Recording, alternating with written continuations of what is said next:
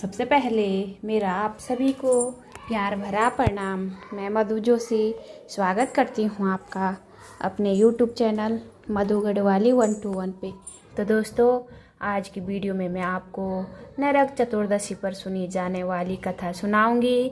आप भी मेरे साथ नरक चतुर्दशी पर सुनी जाने वाली कथा का श्रवण कीजिए। कथा ध्यानपूर्वक और पूरी जरूर सुनिएगा। दीपावली के 5 दिन उत्सव में धनतेरस के बाद नरक चतुर्दशी मनाई जाती है। इस दिन को छोटी दीपावली के रूप चौदस और काली चौदस भी कहा जाता है। इस दिन यम पूजा, कृष्ण पूजा और काली पूजा होती है। इस दिन दक्षिण भारत में वामन पूजा का भी प्रचलन है। नरक चतुर्दशी पर सुनी जाने वाली कथा। नरकासुर को भौमासुर भी कहा जाता है। कृष्ण अपनी 8 पत्नियों के साथ सुखपूर्वक द्वारिका में रहते थे। एक दिन स्वर्गलोक के राजा देवराज इंद्र ने आकर उनसे प्रार्थना की, हे कृष्ण, प्राग ज्योतिषपुर में दैत्यराज भौमासुर के अत्याचार से देवतागण त्राही त्राही कर रहे हैं। क्रूर भौमासुर ने वरुण का छत्र, अदिति के कुंडल और देवताओं की मणि छीन ली है और वह त्रिलोक विजयी हो गया है।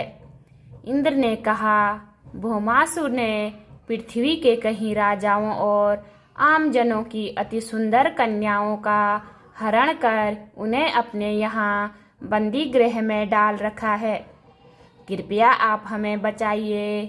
प्रभु इंद्र की प्रार्थना स्वीकार करके श्री कृष्ण अपनी प्रिय पत्नी सत्यभामा को साथ लेकर गरुड़ पर सवार हो प्राग ज्योतिषपुर पहुँचे। वहां पहुंचकर भगवान कृष्ण ने अपनी पत्नी सत्यभामा की सहायता से सबसे पहले मूर दैत्य सहित मूर के 6 पुत्रों ताम्र, अंतरिक्ष, श्रवण, विभावसु, नभस्वान और अरुण का संहार किया। मूर दैत्य का वध हो जाने का समाचार सुन भौमासुर अपने अनेक सेनापतियों और दैत्यों की सेना को साथ लेकर युद्ध के लिए निकला।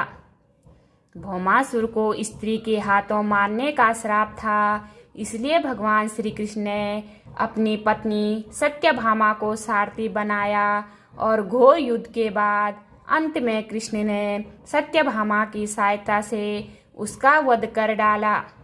इस प्रकार भौमासुर को मारकर श्री कृष्ण ने अपने पुत्र भगदत्त को अभय दान देकर उसे प्राग ज्योतिष का राजा बनाया। भगदत्त कौरवों की ओर से महाभारत युद्ध में लड़ता है। जिस दिन श्री कृष्ण ने भौमासुर का वध किया था, उस दिन कार्तिक माह की चतुर्दशी थी, इसलिए उसे नरक चतुर्दशी भी कहा जाता है। इस दिन श्री कृष्ण ने भौमासुर नरकासुर का वध किया था और उसकी कैद से लगभग 16,000 महिलाओं को मुक्त कराया था। इसी खुशी के कारण दीप जलाकर उत्सव मनाया जाता है। बोलिए श्री कृष्ण भगवान की जय। दूसरी कथा। इस दिन दक्षिण भारत में वामन पूजा का भी प्रचलन है। कहते हैं कि इस दिन राजा बलि के भगवान विष्णु ने वामन अवतार में हर साल उनके यहाँ पहुँचने का आशीर्वाद दिया था। इसी कारण से वामन पूजा की जाती है। अनुसर राज बलि बोले, हे भगवान, आपने कार्तिक कृष्ण त्रयोदशी से लेकर अमावस्या की अवधि में मेरी संपूर्ण पृथ्वी नाप ली है, इसलिए जो व्यक्ति मेरे राज्य में चतुर्दशी के दिन यमराज के निमित्त दीप दान करेगा, उसे यम यातना नहीं होनी चाहिए। जो व्यक्ति इन 3 दिनों में दीपावली का पर्व मनाए, उनके घर को लक्ष्मी जी कभी न छोड़े। ऐसे वरदान दीजिए। यह प्रार्थना सुनकर भगवान वामन बोले, राजन, ऐसा ही होगा। भगवान वामन द्वारा राजा बलि को दिए हुए इस वरदान के बाद से ही नरक चतुर्दशी के दिन यमराज के निमित्त व्रत पूजन और दीपदान का प्रचलन आरंभ हुआ। तीसरी कथा यह है कि रंती देव नामक एक धर्मात्मा राजा थे। उन्होंने अनजाने में भी कोई पाप नहीं किया था। फिर भी जब मृत्यु का समय आया तो यमदूत उन्हें नरक ले जाने के लिए आ धमके। राज ने कहा कि आप मुझ पर कृपा करें और बताइए कि मेरे किस अपराध के कारण मुझे नरक जाना पड़ रहा है। यह सुनकर यमदूत ने कहा कि हे राजन, एक बार आपके द्वार से एक ब्राह्मण भूखा लौट गया। यह उसी पाप कर्म का फल है। यह सुनकर राजा ने यमदूत से 1 वर्ष का समय मांगा। तब यमदूतों ने राजा को 1 वर्ष की मोहलत दे दी। राजा अपनी चिंता लेकर ऋषियों के